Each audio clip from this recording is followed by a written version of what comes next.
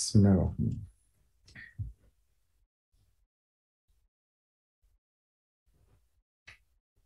Yang saya hormati Profesor Dr. Inge Wardiman, Pak Wardiman Sujonegoro, Menteri Pendidikan 1993-1998, Pak Daniel, Ketua IP,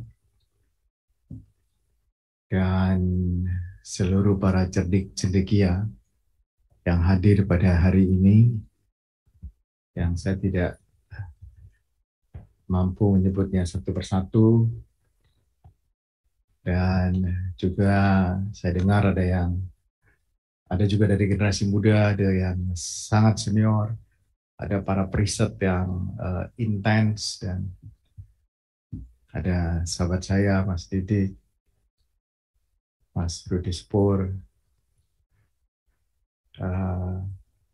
semua. Assalamualaikum warahmatullahi wabarakatuh. Selamat siang dan salam sejahtera untuk kita semua. Saya mohon maaf saya datang terlambat. Dan mudah-mudahan quote and quote ini orasi ilmiah, mudah-mudahan. Karena kalau disebut orasi ilmiah ngeri banget saya menyampaikannya. Karena benar Bappenas itu adalah instrumen negara. Pak Wardiman pasti tahu, instrumen negara untuk memproduksi kebijakan-kebijakan yang berbasis teknokratik, akademis, saintifik, dan akuntabilitasnya secara saintifik harusnya bisa dipertanggungjawabkan. Banyak yang mengalir dan dihasilkan oleh Bappenas sehingga menghasilkan Indonesia yang hebat pada masa Orde Baru. Dan kemudian ketika bagaimana Indonesia menghadapi situasi yang genting, dan kemudian pada hari-hari ini. Namun memang Bappenas hari ini agak beda sedikit dengan Bappenas di zamannya Pak Wijoyo. Pertanyaan besar tadi, dan Pak Wardiman sendiri sudah menyampaikan MIT-nya kita itu skeptis. Pertanyaan besarnya adalah bagaimana sih kita mau mencapai itu? Itu kan PR besar kita itu, boleh kita bikin targeting seperti itu. Secara matematika mudah kita hitung. Kalau basisnya hari ini 4.600 untuk mencapai 30.000 atau 26.000, maka tumbuh harus sekitar 6,5 sampai 7%. Kemudian sumber-sumber pertumbuhan itu di mana? Dan hari ini kita di mana, supaya starting point kita itu tidak seperti Pak Habibie sampaikan tadi. Kita tidak mulai dari seperti ke pompa bensin mulai dari nol, tapi kita senantiasa mulai dari yang sudah ada. Membangun yang lantai 16 tentu dari 1 sampai 15 sudah harus ada. Banyak hal yang menjadi PR kita semua, para cerdik cendekia. Dan ya kita juga patut mensyukuri bahwa kita akhirnya sampai pada titik ini, yang kemudian glorifikasinya itu kita ingin punya mimpi lebih besar lagi, gitu. Itu nggak ada yang salah. Ya mudah-mudahan kita bisa mencapai total GDP 7 sampai 9 triliun US dollar pada tahun 2045. Sekali lagi, kalau kita hitung secara ekonomi metrik, itu sangat mungkin dilakukan. Itu di atas kertas kita bisa hitung dengan cepat. Dan berapa tingkat pertumbuhannya setiap tahun. Tetapi pertanyaan besar sekali lagi, kita mulai dari mana? Sebelum saya sampaikan ini, mungkin banyak juga yang sudah tahu, dan di berbagai kesempatan saya sering menyampaikan ini. Seorang yang pernah magang di Bappenas, Profesor Esther Duflo. Esther Duflo, orang Prancis yang sangat dibanggakan oleh Macron, oleh Presiden Macron, tetapi sebagai profesor di MIT, bukan di Middle Income Trap, tapi di Massachusetts Institute of Technology, yang mendapatkan hadiah Nobel Ekonomi pada tahun 2019. Jadi rupanya magang di Bappenas itu punya potensi untuk mendapatkan hadiah Nobel. Jadi artinya Bappenas itu pernah menghasilkan pemenang hadiah Nobel, dan baru-baru saja tahun 2019. Dan yang diteliti oleh Esther Duflo itu adalah Indonesia, kebijakan yang diproduksi oleh Bappenas. Jadi bagaimana dan apa yang harus dibuat oleh Indonesia di awal tahun 70-an itu agar Indonesia menjadi hebat. Muncullah Repelita, muncullah tahapan-tahapan itu sampai kemudian tinggal landas. Pak Wardiman ingat itu. Bertahap dilakukan. Nah, Esther Duflo itu hanya meneliti SD Impress. Hanya meneliti SD Impress. Bagi para ekonom mainstream, pendidikan itu belum menjadi enabling di dalam secara signifikan untuk mendorong jadi mesin pertumbuhan ekonomi. Tapi Duflo membuktikan tidak. Di Indonesia itu terbukti. Hanya dengan SD Impress. Sebelum ke sana,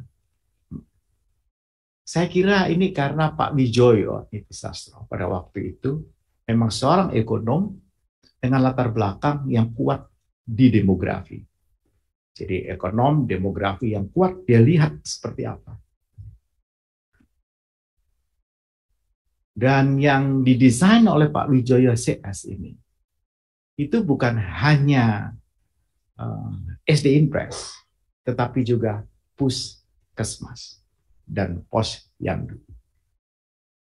Jadi dua ini, instrumen ini, bekerja dengan apik, efektif di lapangan. Mengentaskan kusta, membombardir TBC pada waktu itu, membombardir malaria pada waktu itu. Dan yang namanya Puskesmas itu adalah fasilitas kesehatan primer. Sekaligus posyandu untuk preventif dan promotif. Which is itu hari ini kita ulangi lagi. Kita lakukan lagi. Nah, kembali ke Duflo. Duflo itu mengatakan dengan pembangunan SD Impress itu menyebabkan 1.000 anak-anak usia sekolah itu mendapatkan tambahan lama sekolah itu dari 0,12 sampai 0,19 tahun. Tetapi dia menyumbang pertumbuhan ekonomi Indonesia rata-rata 6,8 sampai 7,1%. Itu dia buktikan dalam risetnya. Nah, pertanyaan besar hari ini, apakah Bappenas bisa menemukan SD Impress baru untuk menjemput Indonesia Emas 2045? That's my point. Saya cerita sedikit, cerita agak lucu gitu, dengan Pak Habibie satu ketika, yang biasa saya panggil Om Rudi. Jadi saya ceritakan, sampaikan pada beliau bahwa Om di Gorontalo itu ada satu jalan, ini baru-baru aja sebelum kira-kira 10-15 tahun yang lalu cerita ini. Satu jalan yang akibat ibu-ibu di daerah itu mendapatkan keterampilan membonding rambut, maka sepanjang jalan itu mereka membuat salon-salon bonding. Sepanjang jalan itu, sedikit jalan bonding, pakai nama flower, pakai nama ini, nama macam-macam gitu. Jakarta, bonding Jakarta gitu. Ada yang bilang gaya Jepang. Semua padahal ini karena mereka lulus dari sebuah keterampilan dan ingin menunjukkan bahwa mereka bisa mempraktekkan itu. Mungkin karena sangat sederhana membonding rambut itu dan menjadi model di zamannya. Ya tentu saja, just a matter of time. 3 tahun, 4 tahun, hilang itu. Tertawa, terkekeh-kekeh. Pak Habibie. Dia bilang, itu cerita bagus sekali. Dan itu menggambarkan kita, orang Indonesia, itu ya seperti itu Harso katanya. Jadi kalau ada satu yang lagi populer, ikut semua trending saja. Nggak ada yang mau jadi champion dari situ. Nggak ada. Tertawa beliau. Once Anda mau jadi champion, itu it should be by design. Harus didesain, dirancang. Nggak ada cerita. Dan merancangnya itu bukan dari si keringat-keringat itu, tetapi dari otaknya, dari impian, dari inspirasi. Jadi nggak mungkin. Beliau mengatakan, kalau kita nanti membuat Indonesia itu seperti itu apa? Bonding Street katanya dia sama saya. Ya, katakanlah betul Bonding Street di Gorontalo. Jadi itu.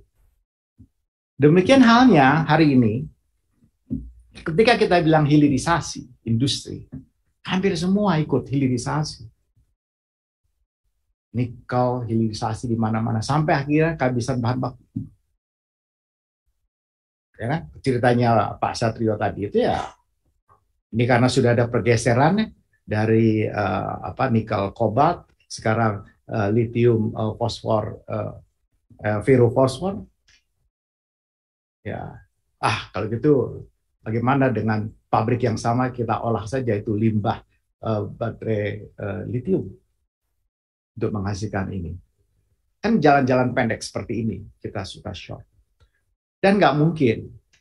Saya setuju dengan para periset. Ya, kita nggak segampang itu untuk menghasilkan sesuatu. Saya percaya dengan sesuatu yang sifatnya itu step by step, seperti naik anak tangga ini. Nggak mungkin kita loncat. Dan teknologi itu omong kosong, namanya transfer of technology. Teknologi itu harus direbut. Dan itu harus implanted pada seseorang. Harus ada. Harus ada yang jadi champion. Nggak mungkin kita bangun ekosistemnya ada, tapi nggak ada si championnya. No way. Nggak bisa. Karena itu di Bappenas sekarang kita sudah tidak lagi menggunakan Human Development Index. Karena Human Development Index selain lama belajar ya dari sisi pendidikan, juga kita lihat harus dari sisi kesehatannya dengan melihat life ekspektasi, kemudian daya beli. Tapi kita akan lebih ke human capital index. Human capital index itu dia akan lebih melihat capacity dari sumber daya manusia itu. Hari ini kita di angka 0,54, rendah. Di ASEAN rendah gitu, di bawah Vietnam. Sebentar lagi di sudut Laos. Rata-rata IQ orang Indonesia, di sini banyak profesor doktor. Angka formalnya, kami saja kemarin di Bappenas ada 2 orang yang angkanya itu berbeda. Tapi yang confirm adalah di bawah 100, Pak Hairil. Kemarin kami bikin FGD untuk pendidikan dan kesehatan bersama Kompas dan menghadirkan ahli-ahli pendidikan dan ahli kesehatan. Rata-rata IQ Indonesia itu di bawah 100. Angka dari deputi SDM di Bappenas yang bertanggung jawab untuk pendidikan, kesehatan, ya Pak Ami, Dr. Ami, itu angkanya 73. Kalau Dr. Pungkas mengatakan 70. Bayangin. Tapi kan di ruangan ini nggak mungkin di bawah 100. Pasti rata-rata di atas 100 di ruangan ini. Ya. Tapi rata-rata nasional kita itu seperti itu. Pendidikan saja tidak cukup, tadi beliau sampaikan. Ya, kami setuju. Lah pendidikan saja kita begini kok. Setelah perubahan Undang-Undang Dasar, kita memasukkan pasal 20% ya, anggaran pendidikan di belanja negara. Di belanja negara itu 20% didedicated ya, menjadi mandatory spending ke pendidikan. Berlaku mulai tahun 2005. Dari tahun 2005 hingga tahun 2022, 17 tahun lamanya, 20% digelontorkan dari APBN, APBD provinsi, APBD kabupaten kota. Jauh lebih besar dibandingkan angka SD Impres. Jauh lebih besar. Berapa tahun lama orang sekolah naik? Itu mulai start di angka 7,2 tahun pada tahun 2005. Kita ingin naikkan cepat menjadi 12 tahun. Kejadiannya hanya 9,1 tahun. Naiknya 1,9 tahun dalam 17 tahun dengan penggelontoran dana yang begitu punya besar. What's wrong? Berarti ada yang nggak tepat di dalam pendidikan. Ada yang nggak pas di sini. Gitu. Nah, ini saya menantang saja dengan para pendidik-pendidik kita. Bappenas makanya mengusulkan untuk mencapai itu tidak hanya lagi 12 tahun, tapi minimal 13 tahun. Dan 13 tahun itu dimulai prasekolah dan diajarkan paling tidak 4 bahasa. Karena begini, Indonesia ya, atau dunia pada kira-kira 15-20 tahun yang akan datang, Indonesia sudah tidak lagi menjadi negara keempat secara populasi terbesar di dunia. Hari ini kita masih nomor 4. Tapi sedang disunduh sedikit lagi mungkin 5 tahun oleh Nigeria. Setelah itu disundul lagi 5 tahun atau 10 tahun oleh Pakistan. Maka kita akan bergeser ke ini kesuksesan kita menurunkan kita punya total fertility rate. Turun sudah sekarang. Tapi Amerika tetap bertengger. Dia mempertahankan TFR-nya. Kan luar biasa. Negara maju, tapi dia akan tetap memelihara populasi nomor 3 di dunia. Nigeria, ya, itu menjadi simbol nantinya. Kalau hari ini dari 10 orang jalan di dunia itu 5-6 orang adalah orang Asia. 20 tahun lagi yang jalan itu 4 orang Afrika.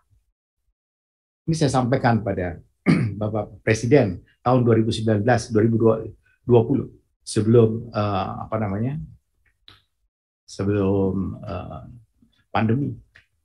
Saya kira bulan Januari Februari. Nah, dan sekarang kenyataannya begitu. Itu kan gampang dilihat dari world population. Datanya ada. Dan 2 negara ini, kenapa saya sampaikan tadi 4 bahasa?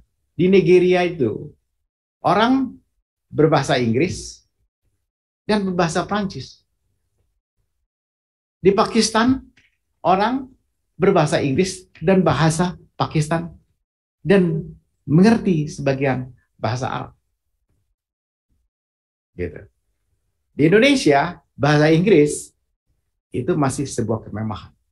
Di lain pihak, Jepang dan Cina tidak perlu maju dengan seperti itu. Cina sampai hari ini, tetapi di kota-kota besar, di universitasnya, kalau dulu kita susah sekali, ya Pak, waktu saya jadi visiting profesor di Guangdong University of Finance, itu kan kita sulit nyari gurunya pakai bahasa Inggris. Tapi waktu saya di sana itu mahasiswanya bahasa Inggrisnya fluent, lebih bagus. Jadi kita cukup harus hati-hati gitu. Saya suka mengatakan kita itu terjebak pada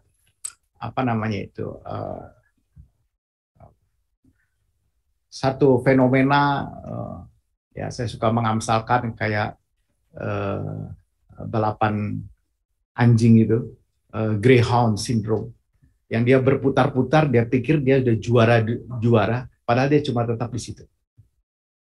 Ya hanya balapan sama kelinci yang dari mesin itu. Nah, kita akan seperti itu Indonesia pada waktu tahun 2000-an itu. Karena itu kembali ke 13 tahun yang isu tadi, belajar bahasa lokal menjadi penting dari 4 bahasa itu, karena kita lihat anak-anak sekarang itu, Pak Wardiman, makin lama itu totokromonya itu makin hilang, Pak.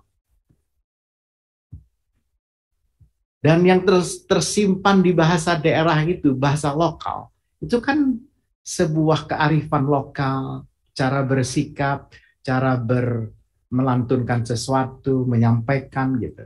Itu cultural itunya terbentuk gitu. Ya. Ibu Mel mungkin bisa menjelaskan Profesor mengenai soal ini. Ya, itu. Yang kedua tentu bahasa nasional. Itu nggak perlu di ini. Yang ketiga bahasa internasional. Yang keempat itu kami usulkan coding, bahasa coding.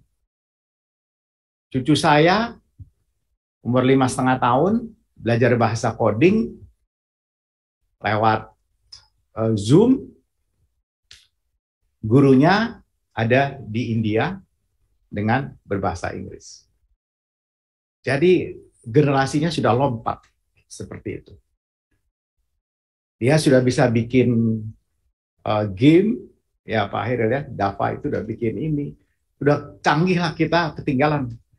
Dan dia suka sekali dengan kereta api. Ketika saya pernah pertemukan dengan Pak Habibie waktu masih ke Kakerbek di sana, lalu dikasih lokomotif kecil, sampai hari ini dia kemudian jadi doyan main kereta api.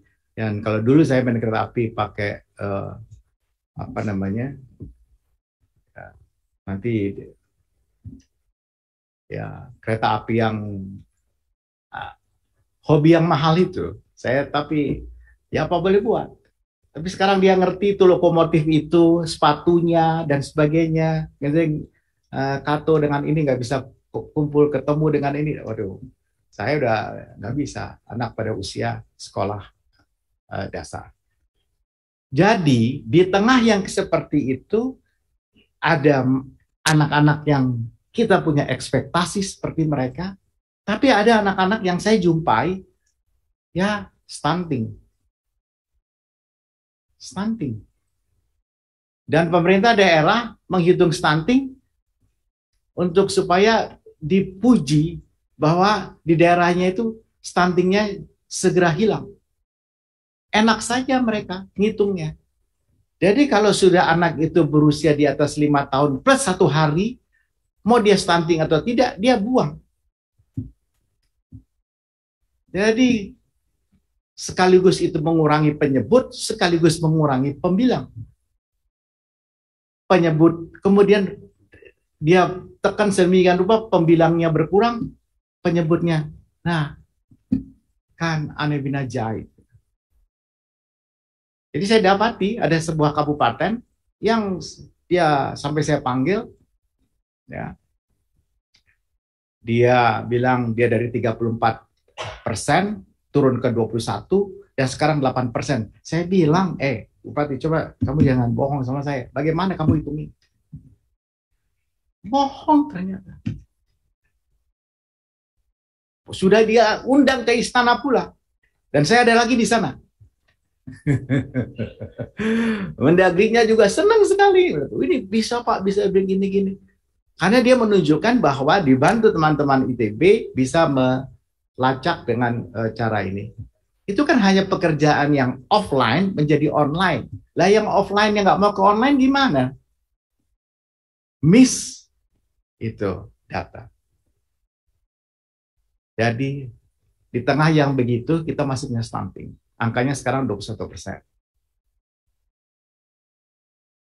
Ekonomi Indonesia, saya akan mau coba bicara yang konon katanya itu adalah orasi ilmiah, Pak. Mudah-mudahan orasi ilmiah nih, Pak Irman. Pertumbuhan ekonomi Indonesia, ya kita di 5,17 hari ini. Dan kalau kita lihat di sisi kanan itu, semua negara, meskipun Thailand agak sedikit saja di atas, sudah mulai pulih dibandingkan tahun 2019. Jadi artinya sudah kembali ke posisi yang lebih baik dibanding tahun 2019. Nanti saya akan bicara banyak soal pertumbuhan ini. Dan kita, meskipun sudah 30 tahun sebenarnya kita mengidap penyakit MIT ini, kita bersyukur pada tahun lalu kita kembali lagi masuk di upper middle income. Meskipun angkanya itu tipis, karena angka GNI per kapita, gross national income itu angkanya angka yang dynamic. Sekarang kita di 4580, batasnya di 4400. Kalau kita lihat per daerah untuk angka ini, Jakarta hari ini 22.000. Dia udah high income. Jawa Barat, Jawa Tengah itu di bawah rata-rata nasional. Padahal di Jawa Barat banyak orang pinter, di Jawa Tengah juga banyak orang pinter. Jawa Timur sedikit di bawah nasional. Jawa Timur itu kira-kira 4.200. Jawa Tengah itu 3.300. Jawa Barat kira-kira 3.800. Tertinggi adalah Jakarta. Cuma saya takut itu ngomong kayak begini, tapi untung bukan pada waktu kampanye presiden. Ya, karena nggak ada hubungannya. Karena sebelumnya juga siapapun punya gubernur, Jakarta punya paling tinggi. Kalimantan Timur juga tinggi, Riau tinggi, ya. Kalimantan Timur itu sudah mendekati high ekonomi, sudah di dekat angka 13.000. Kepri juga di angka di atas 10 ribuan US dollar. Bahkan Papua Barat itu juga di atas 6.000. Ya. Tapi angka itu ternyata tidak dengan serta-merta menunjukkan tingkat turunnya tingkat kemiskinan, kemudian tingkat pemerataan, dan seterusnya. Kita ambil di Papua Barat misalnya, meskipun 6 ribuan, tetapi rasio Gininya buruk sekali, jelek sekali. Ya, masuk akal, rasio indeks Gininya itu lebih tinggi dibandingkan indeks Gini rata-rata nasional yang sekarang 0,37-an. Dan indeks Gini kita sekarang masih dihitung berdasarkan pengeluaran, belum berdasarkan pendapatan.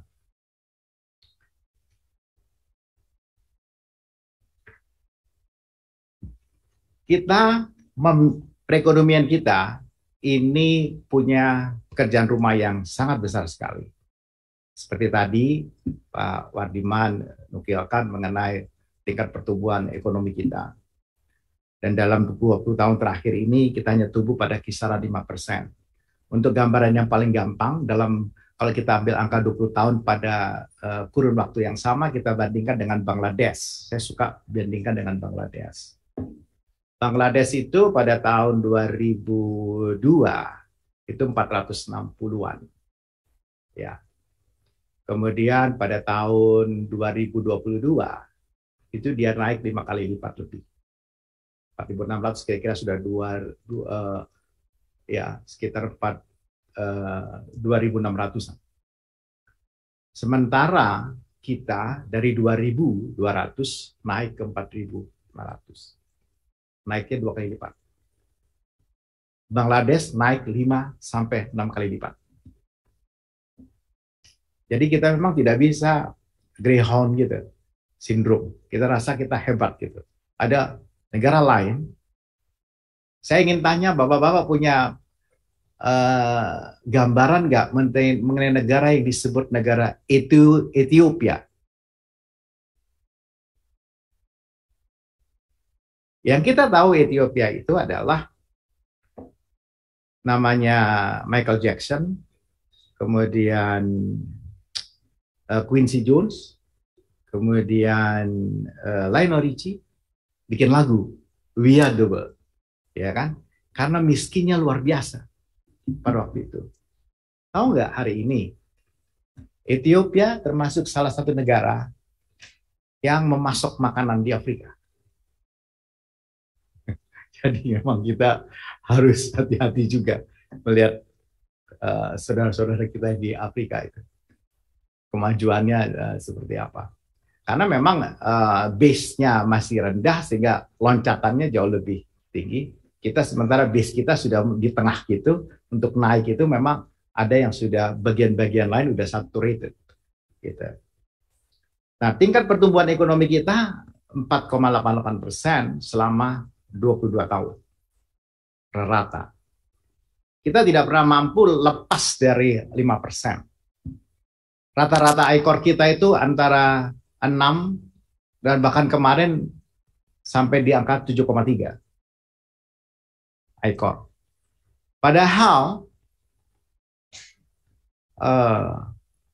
kita punya investment ratio terhadap GDP, itu kalau menurut saya sudah cukup tinggi di antara negara-negara manapun. Udah tembus di atas angka 30.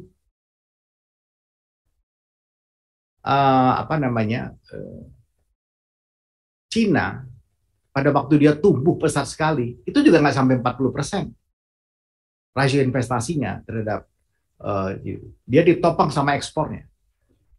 Nah, kita ini sudah di 34, 32, 34 gantian di situ. Tapi tumbuhnya 5%. Sehingga artinya kalau kita hitung ekor kasat mata ya antara 6 dan 7. Di zaman Pak Harto, ekor kita itu paling tinggi di angka 5.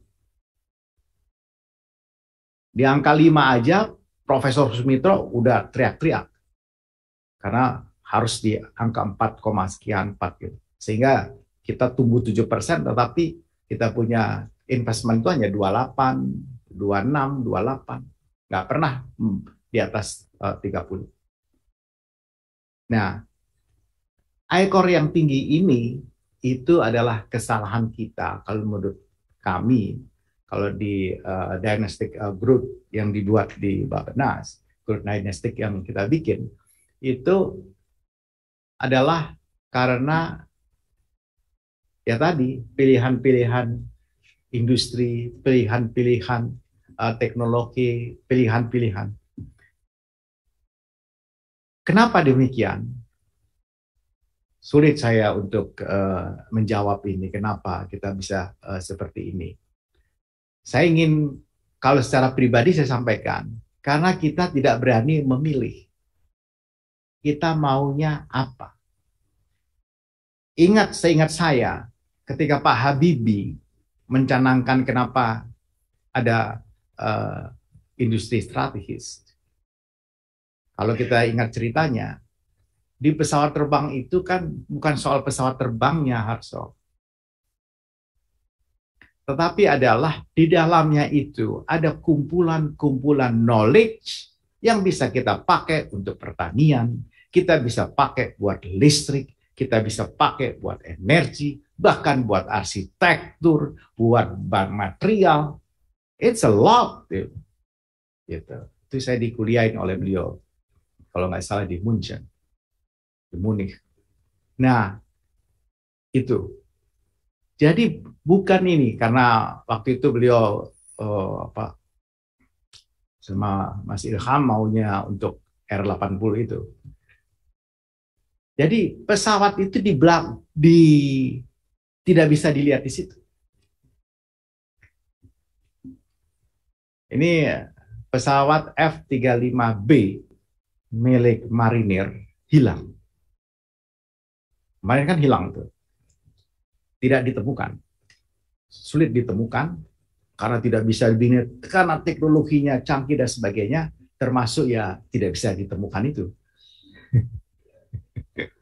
Dan nanti ditemukan dengan cara yang paling sepele, paling sederhana. Jadi kecanggihan itu ujungnya di atas adalah sepele. Yaitu F-35B punyanya Marinir yang harganya pesawat itu 1,2 triliun US dollar. Ya. Nah, kembali ke situ, jadi kita memang tidak berani memilih ini. Debat ini sudah pernah terjadi di zaman Menteri Perindustriannya, ya, saya ikuti pada waktu itu, ayahnya Pak Erlangga, Pak Hartarto. Kita itu mau di sektor yang seperti Pak Habibie pilih atau broad spectrum, kan itu dulu. Kalau Pak Mardiman masih ingat, kalau Pak Wendy masih ingat, Mas Rudi masih ingat, itu kan begitu. Sampai ada yang mengatakan begini, buat apa bikin pesawat? Lihat aja tuh Thailand, dia hanya jual bibit bisa begitu. Tapi sekarang kayak gimana Thailand? Ya kan? Jadi menurut saya itu kesalahan terbesar yang kita lakukan. Kita tidak punya pilihan itu. Kami sekarang misalnya di Bappenas itu mendorong N219. Bayangkan Bappenas sampai kami ditanya oleh BPK, ditanya oleh Komisi 11, kenapa kok masuknya di Bappenas? Gitu. Utamanya yang kami dorong untuk jadi seaplane. Nah itu juga cita-citanya Pak Habibie, seaplane. Saya lihat sendiri supaya jadi seaplane karena negara kita negara kepulauan. Jadi dana itu cuma mampir aja melalui kamar Bappenas untuk kemudian dihibahkan ke PTDI lewat ITB. Gitu. Waktu kami bikin G20 untuk development working group di Belitung, saya undang menteri dari Prancis, beberapa menteri naik di N219. Mereka terkesan, tertarik, kita bikin joy flight di sana.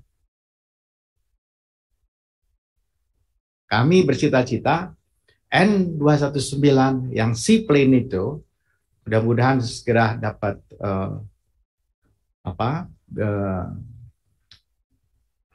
sertifikasinya dan bisa terbang pada 17 Agustus 2024.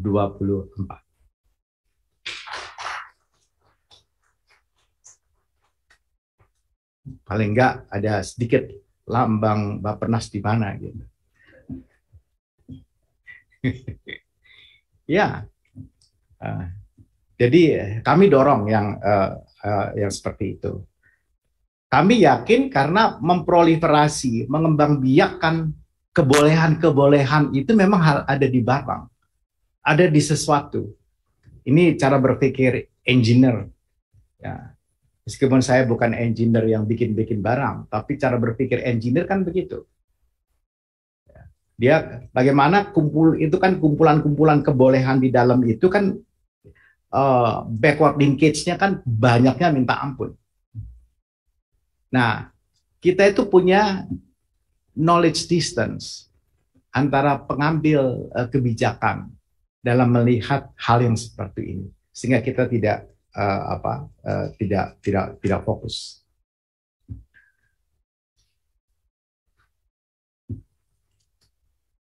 Ya,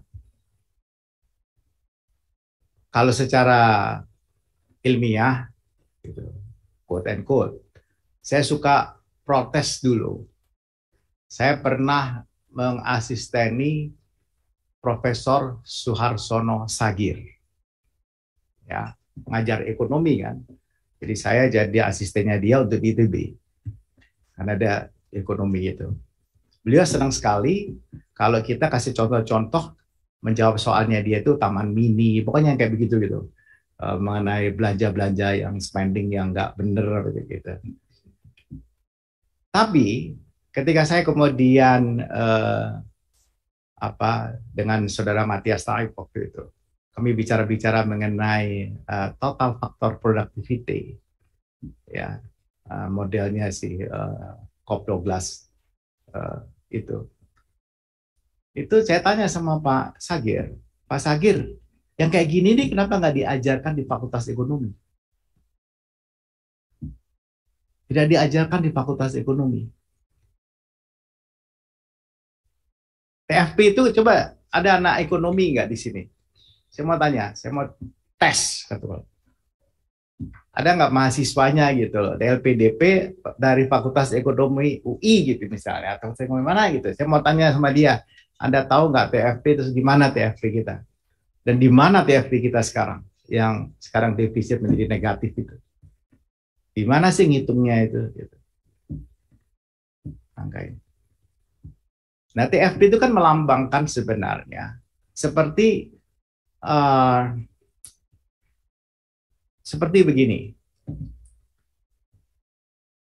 Saya pernah ambil kelas ini, kelasnya Michael Porter. Michael Porter, sampai kemudian Michael Porter, kelasnya Michael Porter, mengenai competitive age, ya, of nation. Waktu beliau mempresentasikan di kelas pada waktu itu masih dalam riset. Dia sedang riset. Cerita yang saya senang sama si profesor yang ganteng itu adalah dia mengatakan dengan mengatakan begini, saudara tahu katanya, di dunia ini kalau Anda makan coklat, apa yang ada di kepala Anda? Apa yang ada di kepala Anda? Swiss. Oke. Yes, correct. Swiss. Coba tanya, apakah ada any single cocoa di cocoa tree di Swiss? Enggak ada. Dan tidak ada. Dan Belanda katanya itu hanya ngasih susu aja, cet, maka coklat susu yang terkenal itu Belanda. Dua negara itu memimpin kita mereka take a lead, kita diprovoke sama dia untuk gitu. Terus habis itu dia tanya lagi, Anda tahu siapa yang memproduksi mesin tik pada waktu itu, mesin tik, ya, type mesin itu, yang terbesar di dunia pasarnya. Wah, saya kepala kita kan itu Olivetti, terus yang Jerman punya, no, dia kasih lihat, brother, Jepang. Dan Anda tahu di Jepang itu mereka pakai huruf begini, tidak ada itu huruf Latin. Itu kan kita goyang gitu. Lalu juga dia tanya sepatu, kulit yang paling bagus. Semua bicara Italia. Padahal kulitnya diambil dari negara-negara termasuk tadi yang saya sebut, Ethiopia, termasuk Indonesia. Tapi kita di dunia dipimpin oleh mereka. Nah, dasarnya itu adalah teknologi endowment. Dasarnya adalah teknologi endowment. Dan senantiasa terbuka untuk para new entrants, new technology. Kan itu competitive edge. Kita, para ekonom kita, masih menyusun kebijakan di zaman itu pakai Ricardo ya. Ya, pakai Ricardo, pakai comparative advantage. Maka ketika kita comparative advantage, kalau kita bicara dari SITC ya, standar itu untuk apa namanya, yang sekarang sudah pakai harmonized code itu kita ekspor pada waktu itu dan kita banggakan adalah yang natural resource intensive industry, unskilled labor intensive industry. Nah, yang katanya loncat itu dan kita take off itu, yang saya pahami pada waktu itu, kita akan naik ke human capital intensive industry melalui physical capital intensive industry. Itu yang kita kosong sampai hari ini. Teknologi apa boleh buat? Yang ada menjadi global brand adalah Indomie. Yang jadi global brand. Kita semua di sini pasti suka makan itu. Saya tidak dibayar sama dia. Tapi saya ingin mengatakan bahwa global brand ya. Sampai orang Afrika menganggap Indomie itu buatan Afrika. Padahal itu jelas buatan dari asli Indonesia. Dia sudah jadi global. Nah, kita ingin punya SD Impress, kita ingin punya global brand, kita ingin competitive advantage. Ketika kita gabung itu, TFP-nya menjadi positif, lalu sektornya mana? Bidangnya mana? Itu PR-nya bukan di kami, bukan di Bappenas. Ya. PR-nya itu di Anda semua. Kami membuka diri. Bappenas itu monggo. Silakan. Kalau kita mau diskusi lebih detail, mana yang kita mau pertajam, bagaimana, dan seterusnya, dengan senang hati.